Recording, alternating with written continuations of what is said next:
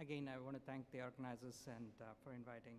Thank you, chairs. And now, as I showed in my previous one, there were multiple different ways you can do a surveillance, right? You can either choose to go through the access flow route, or you could choose to go through the pressure route. So the topic that I'll be talking now is about the ultrasound, and I'll go over why probably the ultrasound would be a good one to start getting comfortable with. There's no doubt that we need the surveillance, and the biggest advantage that I see of the ultrasound is it's not just a surveillance tool like whether it's transonic or the vascular or anything, but this is also a diagnostic tool because you can actually look at the anatomy and you can also get the hemodynamic parameters with the ultrasound. So it has that biggest advantage with it. And the other best part is the transonic or the other flow-based measurements and the vascular and the pressure-based measurements, you can use them as a surveillance tool only when the needles are in and the patient is getting the dialysis. Thank you. Is getting the dialysis. What about when the patient gets an access created and is not yet on dialysis? We are all promoting early access placement in stage 4 and stage 5, whereas the ultrasound has the advantage to do that even at that time. So the ultrasound is not something new. It was the first one to be used for this particular purpose, and it is now seeing a resurgence. And the biggest reason for that is the ultrasound has moved on from being a big, bulky instrument sitting in a dedicated room to the point of care use to as small as you can use your own smartphone with an transducer. So the accessibility and affordability has improved dramatically, making the ultrasound to be a part of your daily clinical work. As I was mentioning, you can use it even post-surgery. You don't really have to wait for 6 weeks or 12 weeks before they see the surgeon to figure out whether it is working or not. And unlike the others, you can actually get a hemodynamic assessment. Oh, and the major one now, and which this particular conference has truly showed, is you can even do interventions using the ultrasound. So that you get a complete package with the ultrasound. The biggest limitations with the ultrasound is the trained personnel.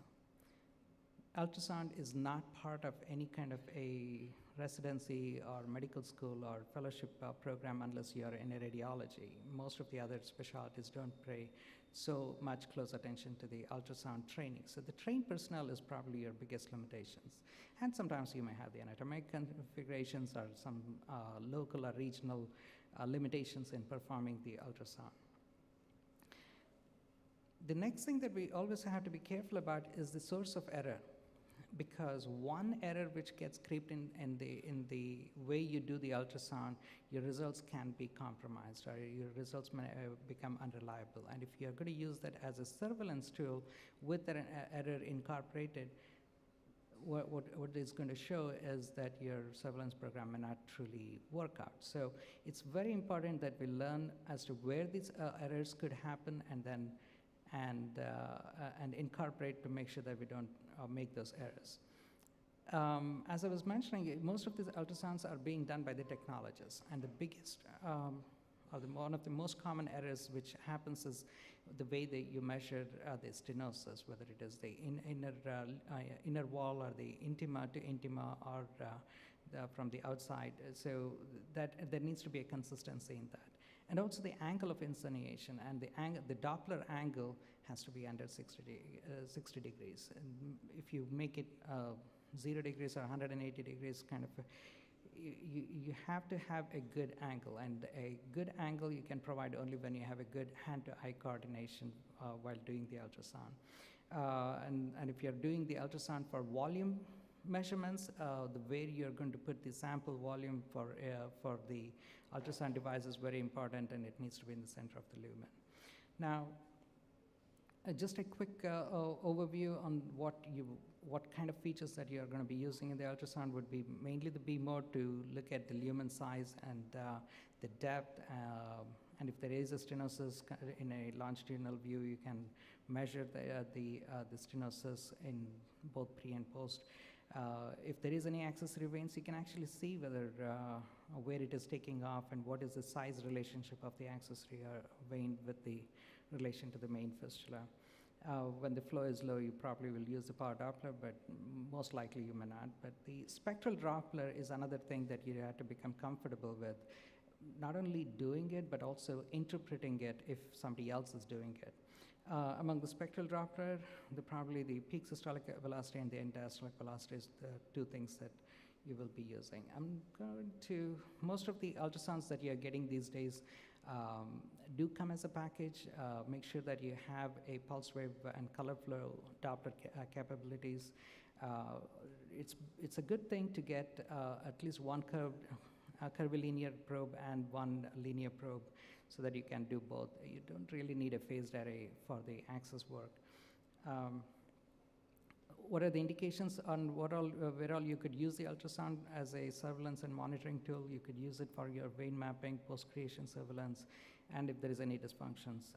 These will be your diagnostics. And along with your, if you are more savvy and if you're having a problem with cannulations by your dialysis techs and nurses, you could use that. And if you want to use it for the guided interventions, you could do that too. You always look at the inflow, which is your artery. In this particular figure, you have a view of, I don't have a cursor. Okay, what you're looking at is a brachial artery, which is the straight, smooth, parallel lines, and it's connected to the fistula. It's a brachiocephalic fistula that we are looking at. So you always look at the inflow artery, arterial anastomosis, juxtaanastomosis, which is the part of the vein next to the arterial anastomosis on the venous side. You want to see whether there is any blockages. You want to see if there is any turbulent flows, if there is any large collaterals, and if there is any collections, which can happen in the post-surgical or post-creation surveillance situations.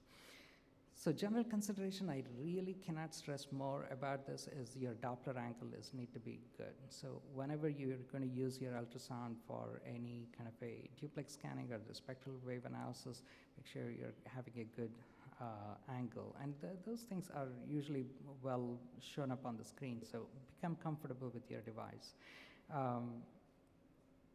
So among the spectral Doppler, as I mentioned, we are looking at, unfortunately, I can't, I don't know if I can.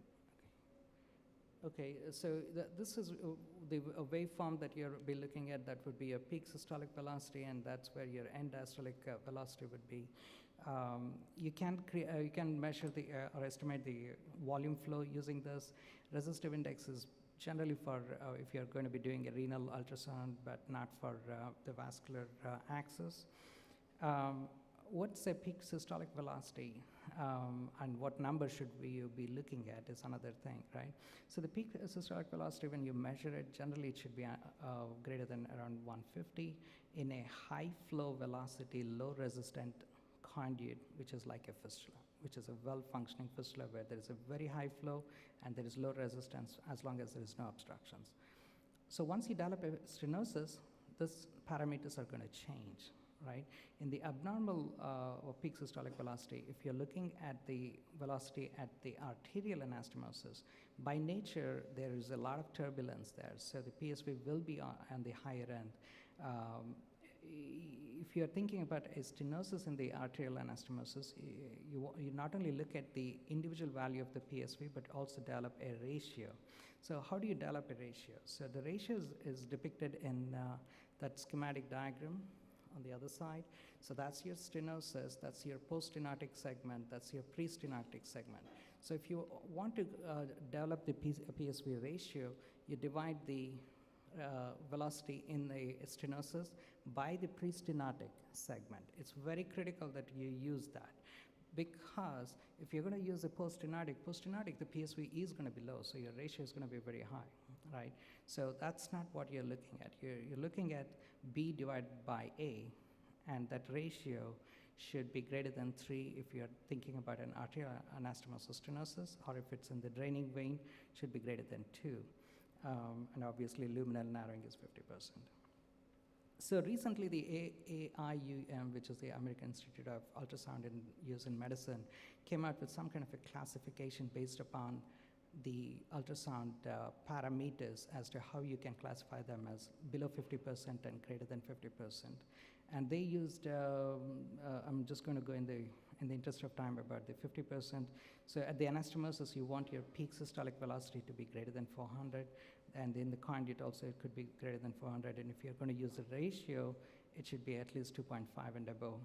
And there should be a focal lumen reduction, and the diameter or the residual diameter at the site of the stenosis generally in 2 to 3 millimeters. Because you could have a fistula which is like 12 millimeters or 18 millimeters sometimes, and then there could be a 50% reduction or stenosis that is only still 9 millimeters, right? That's still a big residual lumen for the flow to happen, so it doesn't really, it's not usually hemodynamically significant. So residual diameter is very important parameter to use.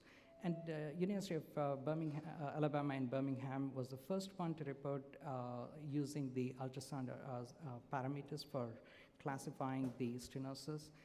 Their parameters were pretty much the same, but based upon the PSV, you could say whether it is going to be 75% and above stenosed. So most of the RCTs using the ultrasound tend to go with their classification. So when you want to do the measuring the volume flow, it's very important that you pay attention to how it is calculated, because the volume flow calculations in the ultrasound assumes few parameters. That is, one, it assumes that the blood flow is minimally disturbed and it is axially symmetric at the recording site, and lumen across cross-section is circular. So you have to really, you're looking at a cylinder, not an ellipsoid cylinder or anything. So you have to be careful about these assumptions incorporated. So if you do it right with the angle of inclination less than 60 degrees, you do it in the brachial artery. Why? Brachial artery has a nice straight lumen, right? Its parallel walls are parallel, it is circular, unless you have an aneurysmal brachial artery. That's a whole different ballgame, but generally most of the healthy brachial arteries are circular. And it is assumed, or it is seen, that 90% of the flow in the brachial artery will go through your axis. So it is quite representative of your axis flow, so it's important to do it in the brachial artery. Volume-based flows, if you end up having a machine which doesn't give you calculate on its own the volume flow, you could still use the basic physics for calculating the flow, which is the average velocity times area. It's depicted on the screen. What you do is you PSV minus EDW. If you get that spectral waveform, you can still calculate the volume without need of a specialized device. So the caveats, we went over that. The diameter is extremely important. It should be measured from intima to intima. And the pulse Doppler sample size should encompass the entire lumen. That means you don't, these two parallel bars, you can't have them right in the middle and assume that that's the flow. It has to be separated to the entire lumen of the vessel. Now, ultrasound can also be used, well, not the best, but can still be used to look at the central vein stenosis if they have, just by looking at the waveforms in the subclavian and the IJs. And this particular diagram kind of helps you to identify where the blockage could be. Axis flow surveillance differs between the axis types, whether it's the fistula or the grafts. The fistulas handle the flows much low flows, but not the grafts. Generally, for the grafts, if it starts to fall below 600 and fistulas below 400, that's when you start referring them for evaluations. So there is no study for using the ultrasound criteria. There is no studies in the AV fistulas. I went over this partly in my earlier talk. One thing is for sure, it does detect the stenosis, but the current evidence, even in the grafts, does not support any kind of an improvement in the thrombosis rate.